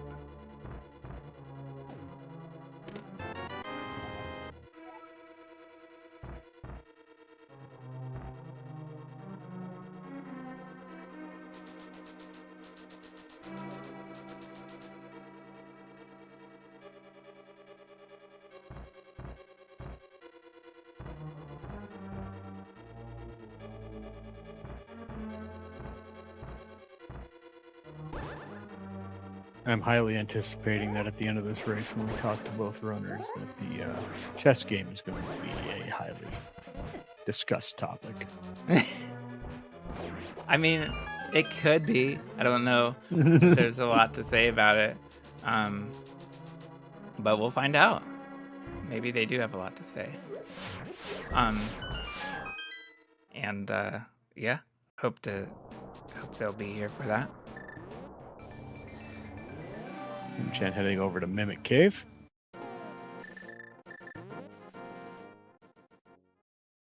Yeah, Mchan has the thing that can happen if you aren't neutral when grabbing. The mimics just won't go when that happens. So I didn't even know about that until recently, that if you grab the wall without hitting a directional button, you can actually manipulate the mimics. It's actually quite interesting. It makes a couple rooms like in Ganon's Tower and others with mimics a lot easier than... Yeah. Normally I'm chasing mimics around and then someone showed me that and I'm like, oh, that would have made life a lot easier.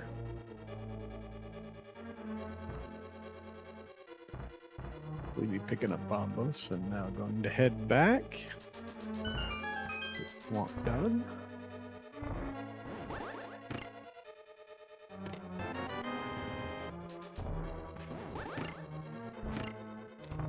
We see Spleebie against the left wall. That is a quick warp.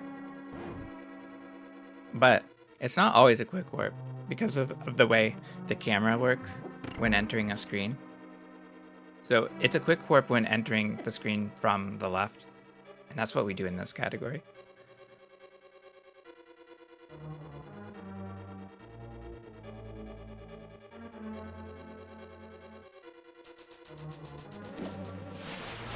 And then returning to the portal, we can't hold left against the dam anymore for whatever reason.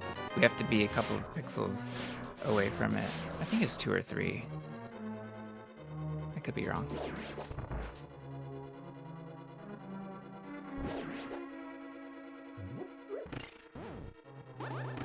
Mchan takes it Mchan takes it safe through the peg puzzle.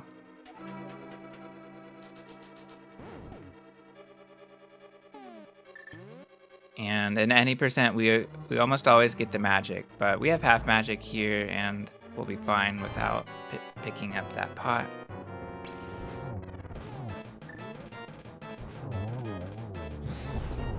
Short work of the fire head. Now we make short work of the blue head.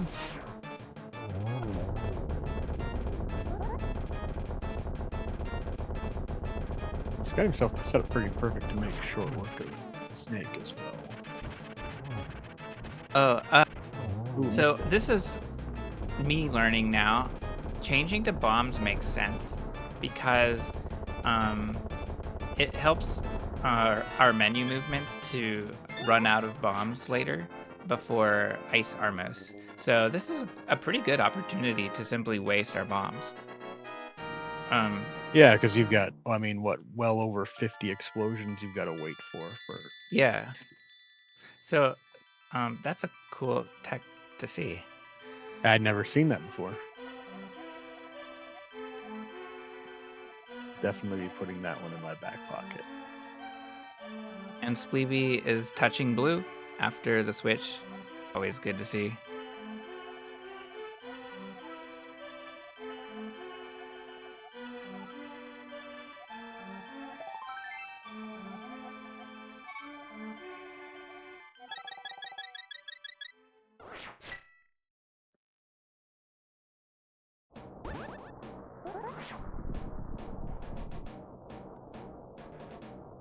Mchan's off to Ganon. Or no, we're going to do Hookshot here. Yeah, that's the thing about being on bombs here, because we need to use them for this cave.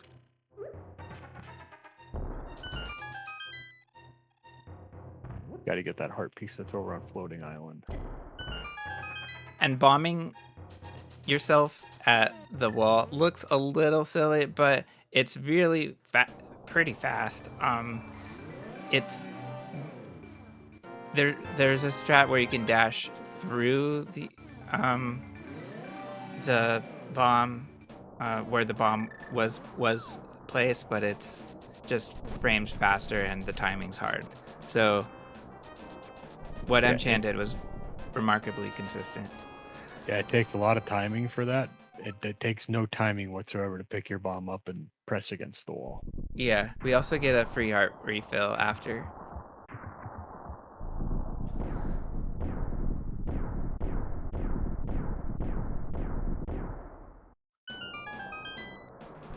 Mchan's got all his heart pieces. He's ready to tackle the nightmare that is Ganon's tower. Yeah, it's still a pretty challenging dungeon to optimize, and 100%, it's not too different. There's just so many little things. Ooh. Oh, Spleebie goes for Samaria strats. That's funny. I did not know you did that. It's probably frames slower to use Samaria instead of Boom. I don't know the time difference. It's not much. And we have plenty of magic, so it doesn't really matter.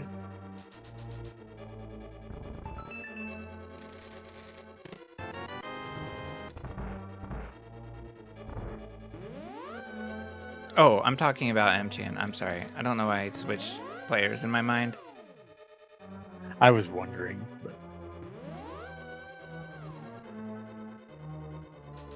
that explains things a bit more, because the Samaria strat is older and Mchan has been running for a long time, so he has a lot of older strats under his belt.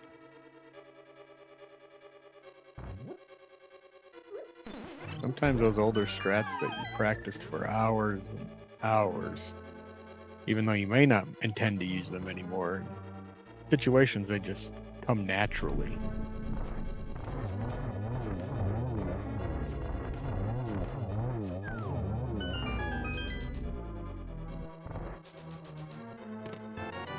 Basically, Mchan just making a run for the big key.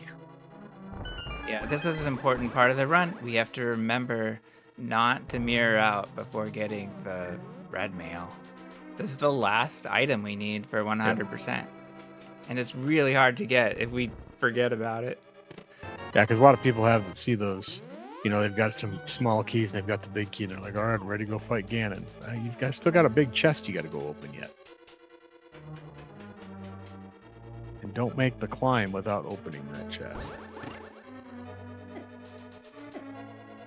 Yeah.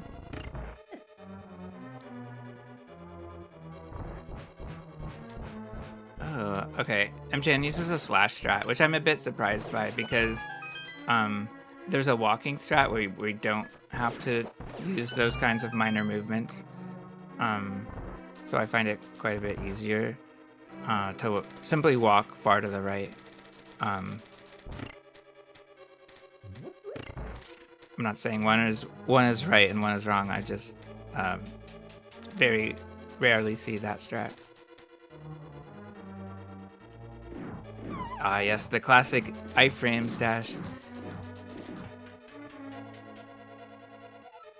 For the longest time, I'd see people do that, and I'm like, what are they doing? And then someone told me, yeah, you don't take damage when you're flashing. Oh, yeah. Yeah.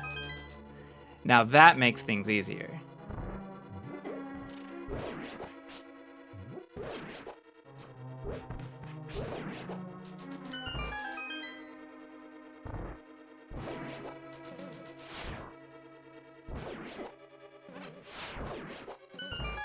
Candace goes with the classic ring around the rosy to get those guys.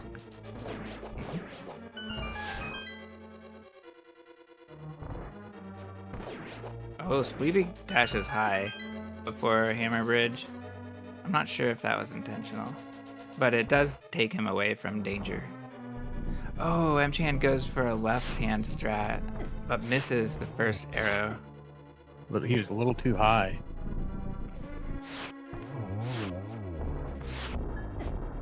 So here we go. Spleebie goes for the bomb dupe. Yeah, looks good to me. There it is.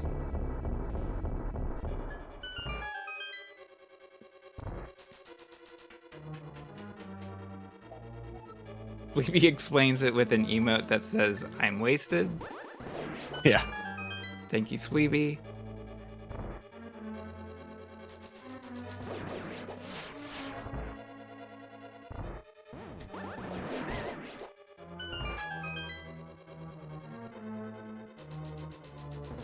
We get to use hook speed for a very minor door entry optimization. When we're in hook speed state, we will not pick up the bomb. So we can simply run over it, run right up to the door.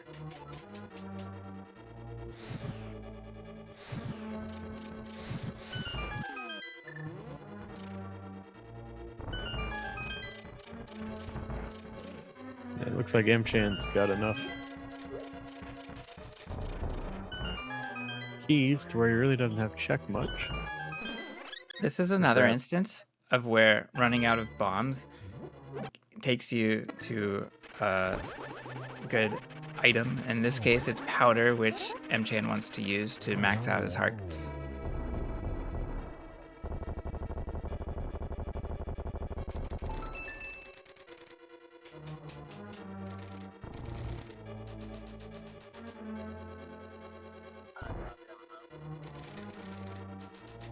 And Mchan is approaching Agatu, a very hard fight, always difficult to make the best decisions, and you know, it takes a lot of practice to be good at. So we want 2 cycles. It rarely happens, and we're not often given the opportunity. Let's see how the fight goes. Starts off with a double. Oh, got the single. I always say, go for doubles, pray for triples. Yeah, agree. Ooh. There. Looked like 5 or so. We were a bit out of sync, So I may have missed a cycle. Meanwhile, Spleebie is in his collection segment.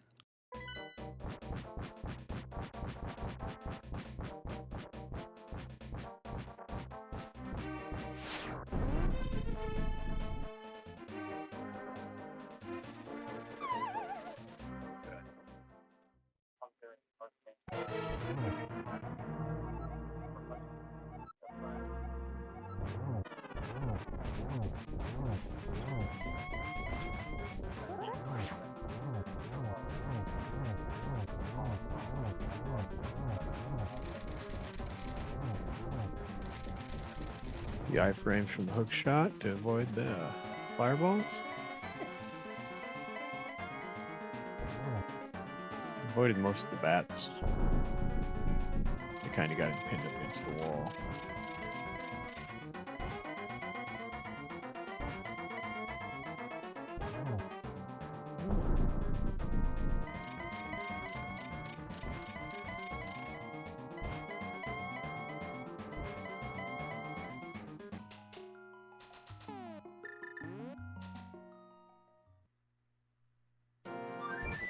Chasing Ganon around the room until he decides to do stop. Okay, I'm back. All right, so Mchan gets a torch glitch. We don't always want this. But in Mchan's case, it helps Ganon return to the bottom wall. Not only did he get the torch glitch, he got a hit on Ganon before the torches went out. So, I mean...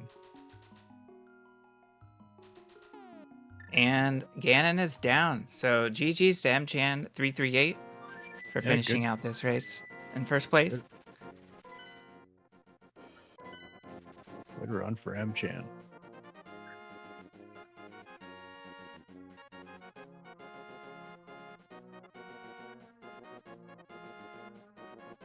And Spleebie calls it. Will not be completing this run. I don't know if I can blame him after that chest game.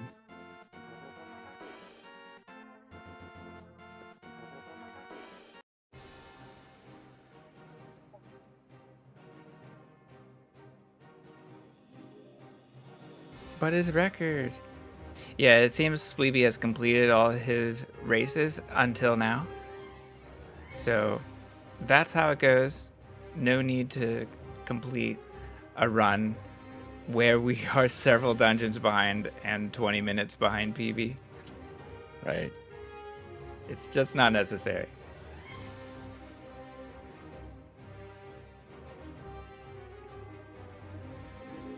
And it looks like Spleebie has joined us in the voice chat here. GG's on the race, Spleebie. Hello. GG's. And well played. How are you feeling? Well, great. I don't have to play this category ever again. This is true. Yeah, This I is mean, true. I kind of had the same feeling going into this that I still have, and it's that RNG is not fun. Yeah. And I will probably do it just for League. Mchan needs an invite to the Discord. Looks like. Anyway, so probably just doing Hundo for League, not gonna continue. Yeah. I hear you. Well,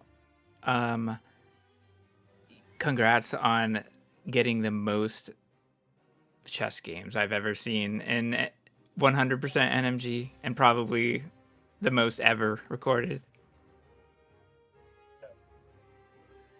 Yeah, I Spleebie, watching that. This is the first race I've ever commentated, and so I'm probably the reason I brought you bad luck. All right, GG Mchan. Thank you. Yeah, GG Mchan. GG, congrats on the win. Thank you. So how are you feeling about your run? Okay, well, first let's I'm going to start from the beginning. So the escape started off pretty okay. but then Eastern Palace was kind of like the start of my light world just getting really weird. I was making like really weird mistakes throughout my entire light world section from Eastern Palace and onwards. And I was it was making me really I was trying not to let it get to my head, but then I just kept making mistakes. I was definitely most nervous in Hera. Usually in races I always get nervous in Hera because I'm always afraid of like major time losses such as like falling. But like I was really feeling it in this time. And then I thought that it was over.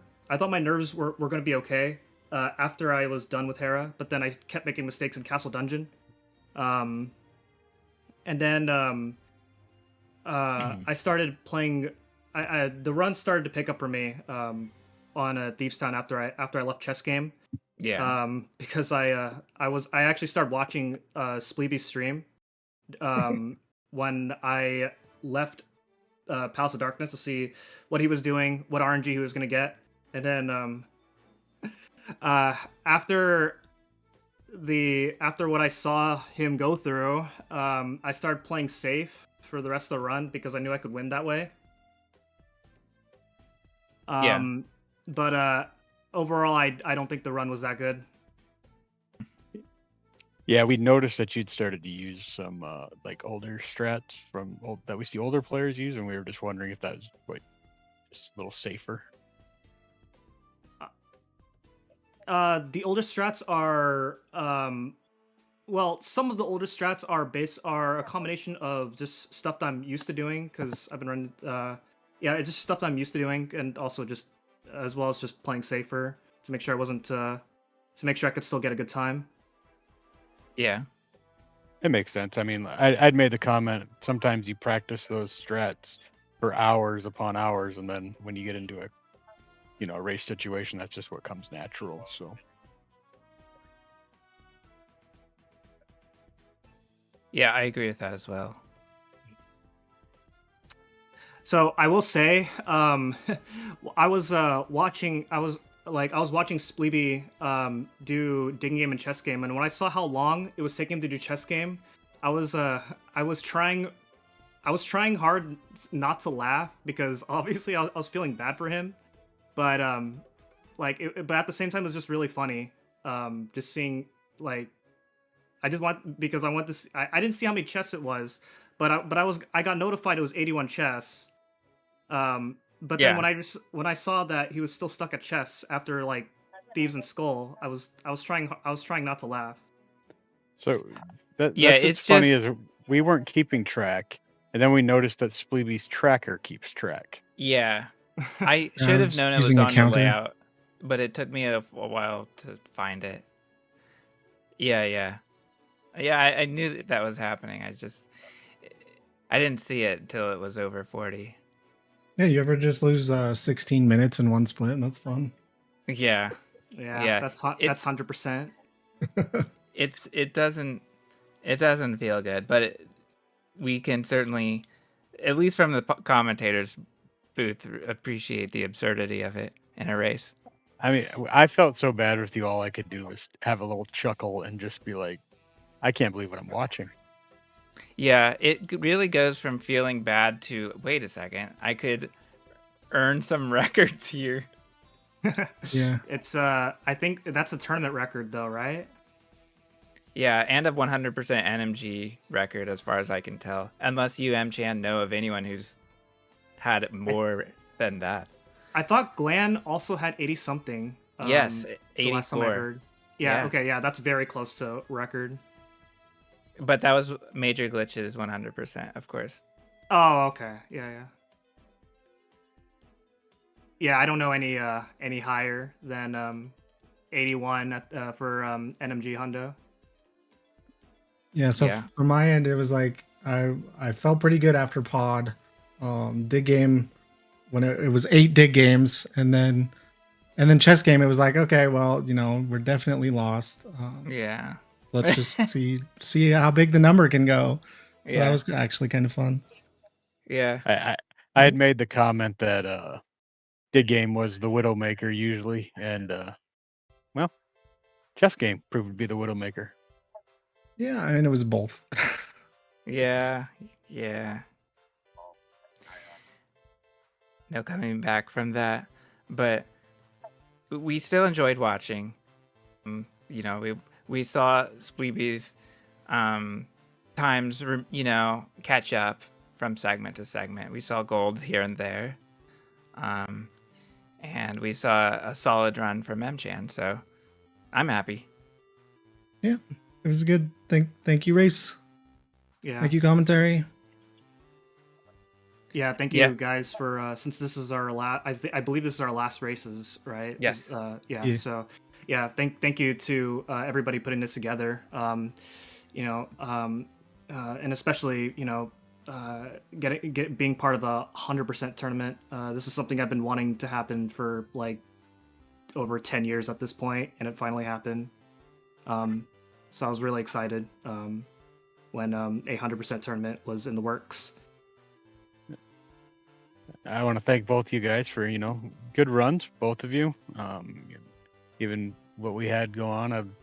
Mchan, you know, a little pickup race the other night is what got me into this community, and thank you for inviting me to that and got me into commentary. You get to commentate this first match of mine. And oh yeah, appreciate you guys having me.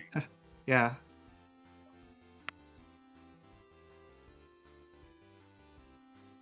Thank you, Race. We'll throw it over to ZSR. Thanks, guys. It was a interesting one to watch. Good job to you both. So we're just gonna go ahead and raid ZSR 2. They're doing Zelda 2 randomizer, and they're in a tournament. It looks like they're on round 2. So I'll go ahead and send that raid over. And yeah, so good job with comms. Happy to have you. Welcome to ZSR Outlaw. You guys did a good job doing co-comms together. Things were learned. Chests were opened. So yeah, and thank you, Foxless, for organizing the league for us. 162 chests to be exact were opened. 162. In one game. Too many. No, and I, right. you know, thanks Chex for having me, for being with my first race, and I thought we did pretty well together. So Thanks, Outlaw. Fun to do comms with you. I'll see everyone next time. yeah, later. Have a good night.